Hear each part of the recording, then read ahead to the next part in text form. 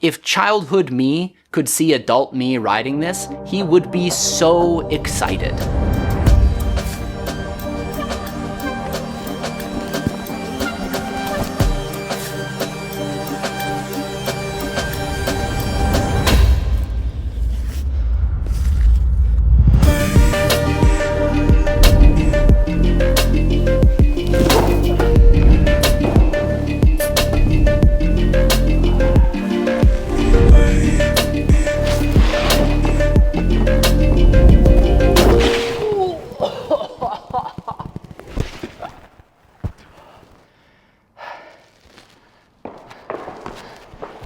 It's the Onewheel GT. Onewheel Pint X. Onewheel GT. It's the Onewheel Pint. S series. The Onewheel XR. The all-new Pint. So this is the surf wheel. It's the one-wheeled electric skateboard that is...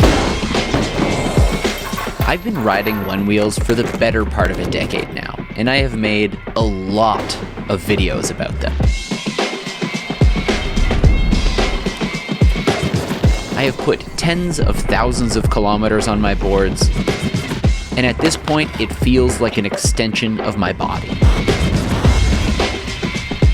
And so naturally, people are constantly asking me about the Onewheel and if they should buy one, and if so, which one. So I wanted to use this video as an opportunity to put all my thoughts in one place. Let's talk about Onewheels. I think I could do it. I mean, if you don't mind breaking your wrist or destroying it. Ow! That's, yeah. My first Onewheel was the Onewheel Plus, and believe it or not, that board is still getting used to this day. I sold it for dirt cheap to a friend of a friend. He's still riding it. And since that Plus, I've owned almost every board that Future Motion has put out. I've also owned some non-Future Motion boards, but I'm gonna reserve that for, I think, a separate video, because Vesk, the world of like third-party DIY, is a huge topic that deserves its own video. But also, I think it's worth noting that a Vesk to a Future Motion product is a little bit like building a custom PC to buying a Mac. Some people love the process of choosing every component and building an incredible machine at a really good price. Other people are happy to pay a premium to have something that shows up in a box and it just kind of works. So this video is for you. I wanted to keep this video about boards that you can buy from Future Motion right now. However, I'd be remiss if I didn't mention the XR. This board solidified my love of the Onewheel, and it even has a bit of a cult following online. That's because this is the easiest board to mod, and it has the most amount of third-party accessories available for it. But I always loved how smooth and floaty of a ride it had. I put so many thousands of kilometers on my XR, and it is still working to this day. My friend Leah has had mine for quite a while now, and they have been having a great time. Okay, let's dive into the boards that you can buy new today. So if you're looking to buy your first Onewheel and you're not looking to go down the DIY build your own Vesk route, then in general, buying from Future Motion is your only option. However, if you go to their site, you'll notice they have quite a number of boards for sale, and a lot of the specs seem relatively similar. So I want to help clarify some of that and hopefully help you figure out which board is right for which person. Starting with the Onewheel Pint. Now this board had an advertised top speed of 16 miles per hour. It had a range of around 6 to 8 miles, which is really not that much, and truthfully was never my favorite board, even though it does hold a special place in my heart. I think the original Pint is the best beginner's board for children, smaller people. It's the kind of board that you can get for quite cheap, and so it's going to appeal to a lot of like parents buying their children their first kind of EV. And for the record, my original Pint, which is many years old now, is still being daily ridden by my good friend Grant. He commutes on it to work every day, rides around his town, does groceries on it, so that thing is held up super well, and adults can ride it.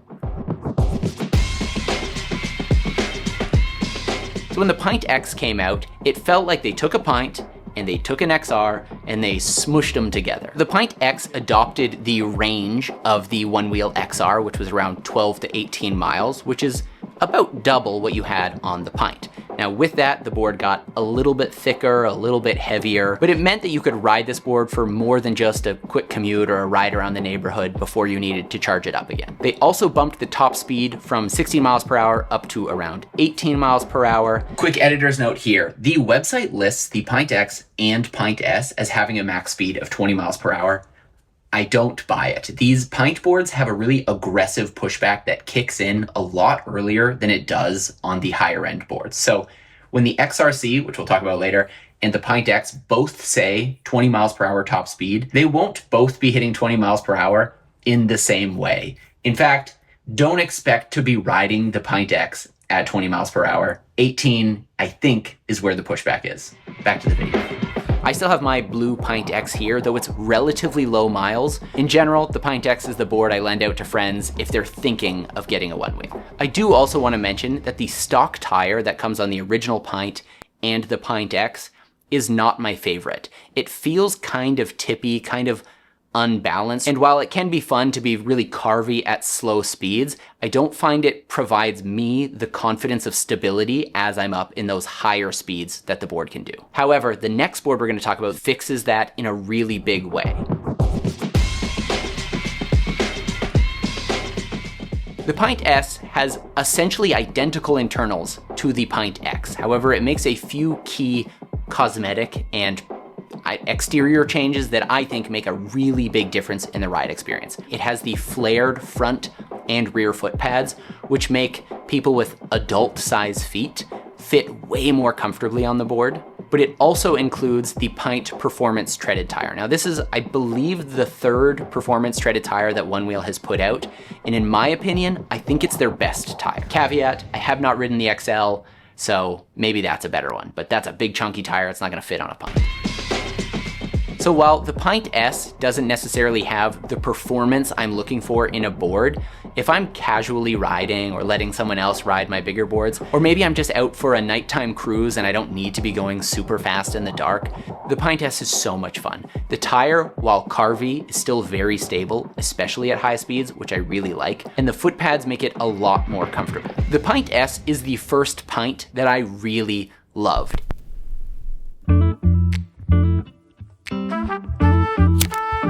This video is sponsored by Huckberry.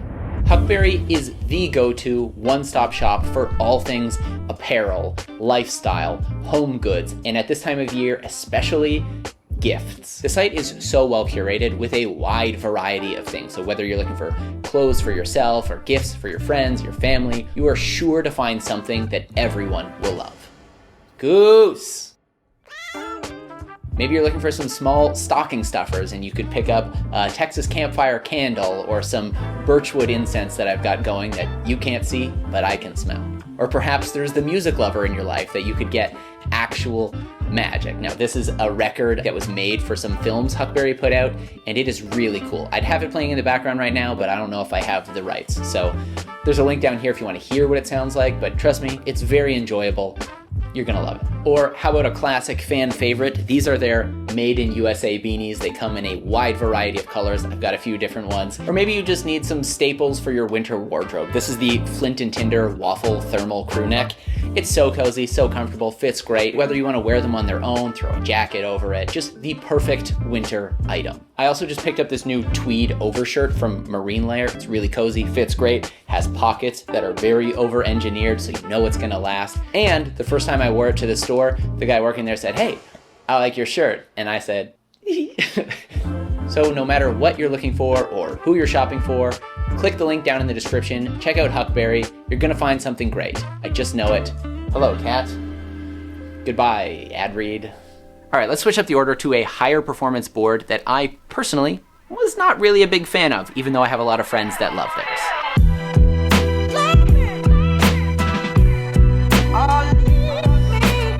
So this is the Onewheel GT. Oh my gosh. And it was the first big, proper XR replacement, and it adopted some of the design language of the Pint. On paper, the spec bump didn't seem massive, so this went from the 19 miles per hour top speed of the XR up to an estimated 20, maybe 21 miles per hour. But the battery system got an update as well. So I believe this went up to around 72, 74 volts from the 63 of the previous boards. And this meant not only are you gonna go faster and further than before, but it also means you're gonna be able to ride at the like higher end of the speed range in a safer way. The GT also got a massive range increase. We went from that 12 to 18 up into like 20 to 32 miles of range. And to this day, the Onewheel GT has the most range of any Future Motion board.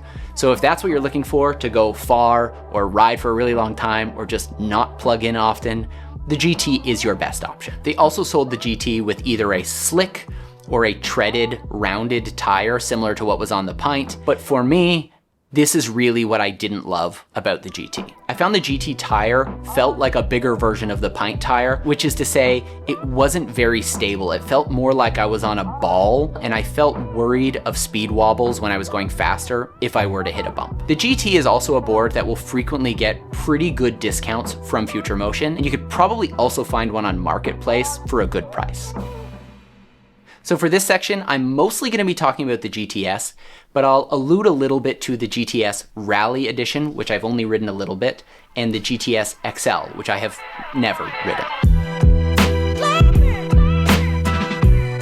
Now, just around 2 years ago, the GT got its first real update, which is the GTS. Now, the GTS was a bigger upgrade from the GT than the GT was from the XR, and that was already a pretty substantial upgrade. The first thing that the GTS added was the performance treaded tire, and right out of the box, I was in love. For me, it solved the biggest problem that I had with the GT. This tire felt nimble at slow speeds, yet stable at fast speeds. This is the first Future Motion board that's advertised with a max speed of 24, 25 miles per hour. And I'm not advertising this. I don't think it's a good idea. I've taken mine a little over 29 miles per hour, which is annoying because that means I know I could hit 30.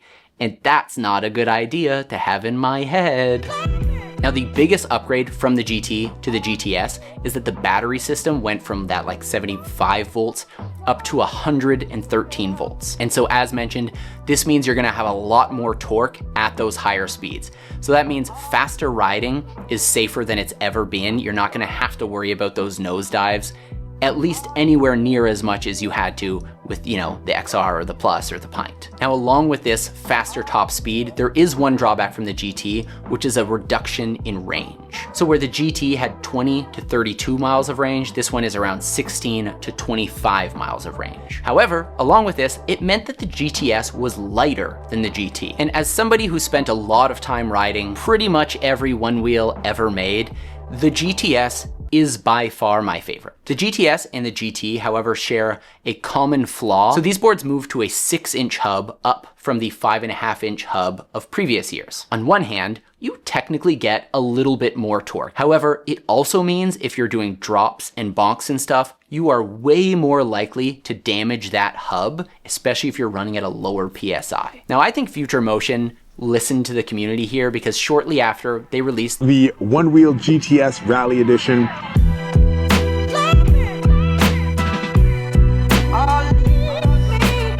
which was a GTS with a bit of a recurved rail, which meant it wasn't just a flat foot bar, but kind of like angled a little bit, that also now had a 5.5-inch hub. I'm so sorry. My bad. I didn't know. I thought you might have seen me. I'm so sorry. Which is going to give you a softer, squishier, more comfortable ride, especially if you're out on the trails, hitting roots and rocks and that kind of stuff. The GTS series of boards is going to be perfect if you're a heavier rider or a more aggressive rider, and especially for the Rally and the upcoming XL, those are going to be the best boards when it comes to trail racing or just trail riding that Future Motion has to offer. Now finally, in the last year, Onewheel has also launched the GTS XL. So this board is bigger in every dimension than what we had on any board ever before. The tire was bigger, the foot pads were bigger. I can't say much about this board because I haven't ridden it. I have a lot of friends who have, and they had a lot of good things to say, even my friends who are like pure 100% Vesk riders, trail racers. The XL has more torque, can climb steeper hills, can go faster, it's got more range than the GTS, but it is a big and expensive board. Now, to kind of bookend this buyer's guide, I wanted to talk about the XR Classic. Now, this was a board that was meant to appeal to the history of love that so many of us had for the original XR. It had range that was very similar to the GTS, so notably more than the XR. It had that 75 volt battery system from the GT, so it was more powerful than an XR, and yet it was considerably less expensive than the GTS series of boards that they have. So this board is going 17 to 24 miles of range. The top speed goes back down to that same listed 20 miles per hour top speed, which is pretty much on par to the XR and Pint series, but the XR Classic will comfortably go faster than all of those boards. I really like that the XR Classic has a softer feel, like you can kind of rock back and forth in a really nice way that my GTS just doesn't want to, because it really wants to be like, meow, meow, like it's a zippy board. I think they struck a fantastic balance with the XR Classic. It is a great all-arounder that I think most people are gonna love. It's got a great performance treaded tire, the range is respectable, the top speed is gonna be more than enough for pretty much everyone. I think the XR Classic though is the everyman's board. This is the board that for most of my friends, that if they're already comfortable, maybe snowboarding, skateboarding, whatever, I would say go for an XR Classic.